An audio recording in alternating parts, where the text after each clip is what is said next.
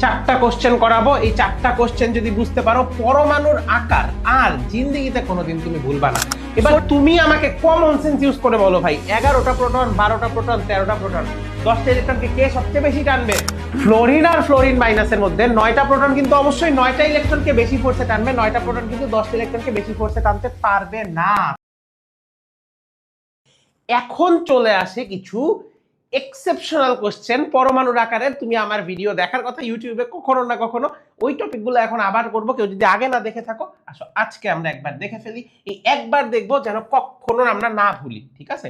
So আমরা এখন বেশ কয়েকটা কেস দেখবো যে এই কেসগুলোতে আসলে কিরকম হয়। এখন আয়নের আকার বলছি না এখানে। সো ধরো সবার ফার্স্টে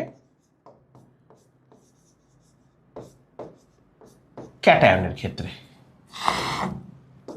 এখন যখন আমি ক্যাটায়নের ক্ষেত্রে বলতেছি একটু বুঝছো তোমরা, তাইলে এবার আমি চিন্তা করি তিনটা ক্যাটায়ন। ধরো sodium plus, magnesium 2 plus, aluminium 3 plus. এখন আমি তোমাদের চারটা কোশ্চেন করাবো। এই চারটা কোশ্চেন যদি বুঝতে পারো পরমাণুর আকার আর জিন্দেগিতে কোনোদিন তুমি ভুলবা না। সোডিয়াম প্লাস, এখানে প্রোটন আছে 11টা, কিন্তু ইলেকট্রন কি 11টা আছে? ইলেকট্রন একটা কমে গেছে না, কারণ সোডিয়াম প্লাস মানে কি একটা ইলেকট্রন কমে গেছে, এই জন্য ক্যাটায়ন, একক ধনাত্মক চার্জ বিশিষ্ট ক্যাটায়ন, তাইলে ইলেকট্রন 10টা। ম্যাগনেসিয়াম 2 প্লাসে প্রোটন 12টা, ইলেকট্রন কিন্তু 10টা। অ্যালুমিনিয়াম 3 প্লাসে প্রোটন কিন্তু সবগুলোর ওই পারমাণবিক সংখ্যার সমানই থাকতেছে, কিন্তু ইলেকট্রন সংখ্যা কিন্তু কমে যাচ্ছে। এবার তুমি আমাকে কমন সেন্স ইউজ করে বলো ভাই, 11টা প্রোটন, 12টা প্রোটন, 13টা প্রোটন, 10টা ইলেকট্রনকে কে সবচেয়ে বেশি টানবে? 10টা ইলেকট্রনকে সব থেকে বেশি টানবে 13টা প্রোটন, কারণ সেন্টারে যদি 13টা প্রোটন থাকে সেটা 10টা ইলেকট্রনকে অবশ্যই বেশি ফোর্সে টানবে, তার মানে কি আকার ছোট হয়ে যাবে। সো সোডিয়াম প্লাস, আমি ক্যাটায়নের জন্য দেখাই দিলাম, আশা করি আর কোনো ক্যাটায়নে ভুল হবে না, অ্যালুমিনিয়াম 3 প্লাস। এর মধ্যে তাইলে আকারে সবচেয়ে ছোট কে? Aluminium 3 plus. কারণ কি? অ্যালুমিনিয়াম 3 প্লাসে কেন্দ্রের থেকে আকর্ষণটা সব থেকে বেশি হবে, এই কারণে অ্যালুমিনিয়াম 3 প্লাস হলো আকারে সবচেয়ে ছোট হবে। ওকে, আমাদের একটা কেস গেল, আমাদের কিন্তু মাত্র একটা কেস গেল। এইবার হলো আমার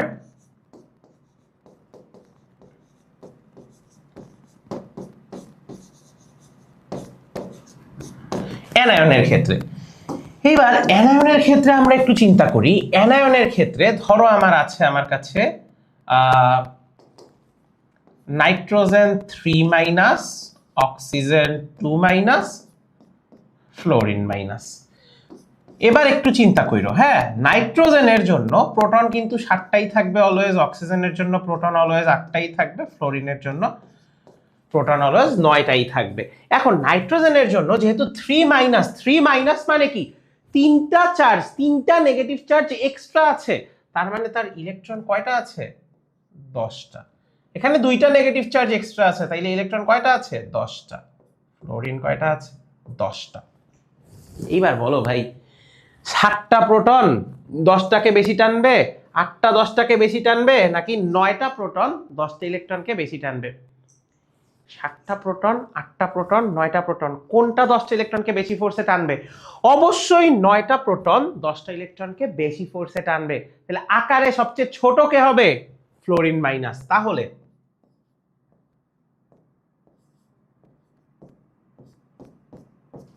তাইলে এই জিনিসটা একটু খেয়াল করো যে নাইট্রোজেন 3 মাইনাস, তাহলে তোমার আকারে কি হবে? সব থেকে বড় হবে। এখন মজার ব্যাপারটা দেখো, তোমার নরমালি আমরা কি জানি যে বাম থেকে ডানে গেলে, বাম থেকে ডানে গেলে আমার কি হয় বলো তো?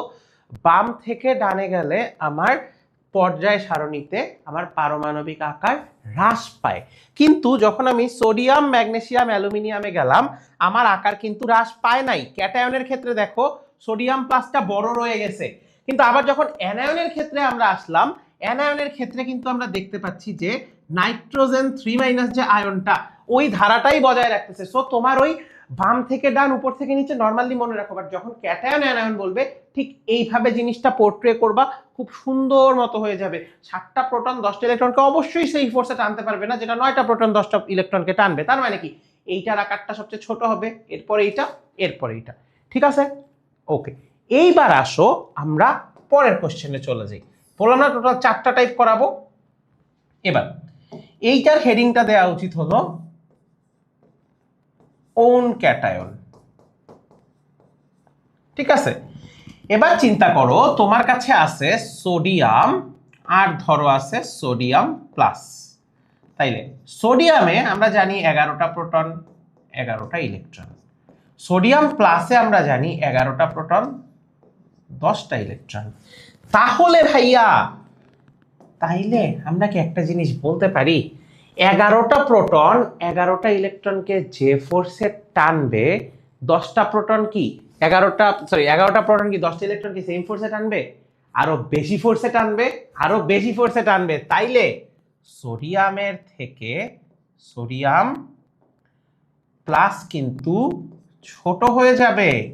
কিভাবে ছোট হয়ে যাবে একটু চিন্তা করো।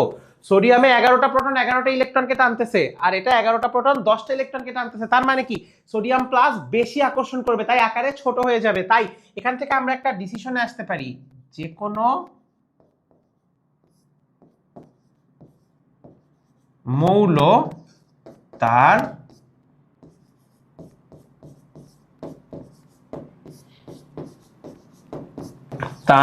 ক্যাটায়নের তুলনায়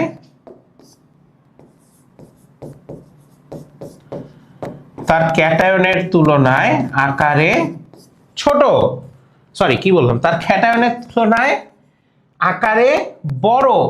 কারণ কি, ক্যাটায়নে যেহেতু একটা ইলেকট্রন কমে যায়, ফোর্সটা বেড়ে যায়, এই কারণে আকার ছোট হয়ে যায়। তার মানে যে কোনো মৌল তার ক্যাটায়নের তুলনায় আকারে বড়।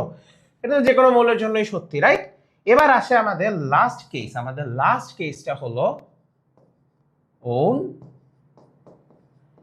অ্যানায়ন। এই ওন অ্যানায়নটা কি কি চিন্তা করো। ধরো ফ্লোরিন আর ফ্লোরিন মাইনাস। ফ্লোরিনে 9টা প্রোটন 9টা ইলেকট্রন, ফ্লোরিন মাইনাসের 9টা প্রোটন কিন্তু ইলেকট্রন কিন্তু একটা বেশি 10টা ইলেকট্রন। তাইলে তুমি চিন্তা করো ফ্লোরিন আর ফ্লোরিন মাইনাসের মধ্যে 9টা প্রোটন কিন্তু অবশ্যই 9টা ইলেকট্রনকে বেশি ফোর্সে টানবে, 9টা প্রোটন কিন্তু 10টা ইলেকট্রনকে বেশি ফোর্সে টানতে পারবে না।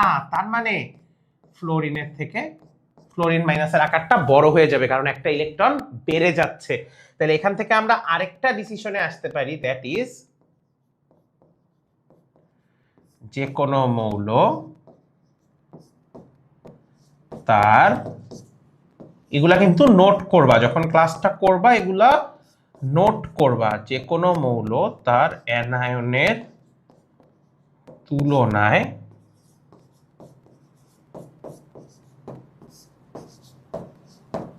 আকারে বড়। যে কোনো মৌল তার অ্যানায়নের তুলনায় আকারে বড়, সরি আবার ভুল লিখছি, প্রতিটা বার ভুল লিখতেছি। যে কোনো মৌল তার অ্যানায়নের তুলনায় আকারে ছোট। কারণ অ্যানায়নটা কেন বড় হয়ে যায়? কারণ একটা ইলেকট্রন বেড়ে যায়, অত ফোর্সে টানতে পারে না, সিম্পল, হয় না। ঠিক আছে, আশা করি এটা বুঝতে পারছি। সো আমরা মোটামুটি এই 4টা কেস যদি মনে রাখতে পারি, পারমাণবিক আকার রিলেটেড তোমাদের আর কোনো ধরনের কোনো সমস্যা কিন্তু থাকবে